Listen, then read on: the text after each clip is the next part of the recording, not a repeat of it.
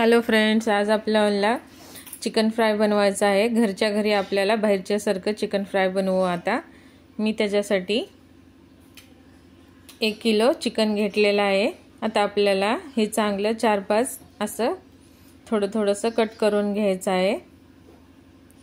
चांगले असं कट करायचं आहे। दोन्ही साइडनं कट करायचं आहे। बघा, आपल्याला असं चांगलं 2 साइडनं कट करून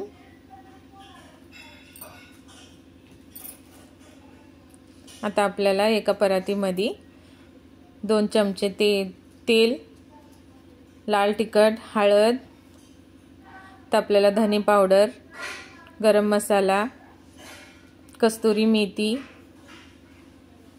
1 वाटी दही, चवीनुसार मीठ, 1 लिंबू असं घालून घ्यायचं आहे। समदे मसाले तर असं आपल्याला चांगलं मिक्स करून घ्यायचं आहे।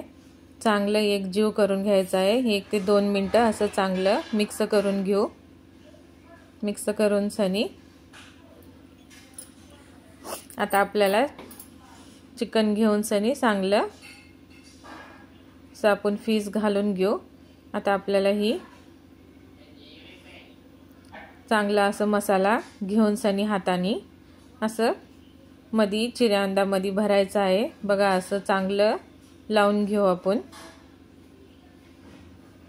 बघा, असं चांगलं मसाला लागलेला पाहिजे, म्हणजे खाताना आपल्याला चांगलं लागते।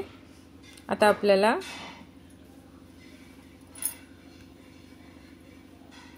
बघा, आता आपण फ्राय करून घेऊ असं गॅसवर।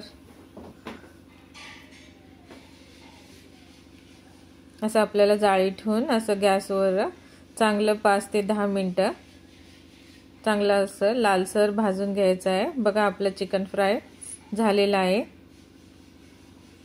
माझी रेसिपी आवडल्यास लाईक करा, सबस्क्राइब करा, कमेंट करून सांगा की कशी वाटली।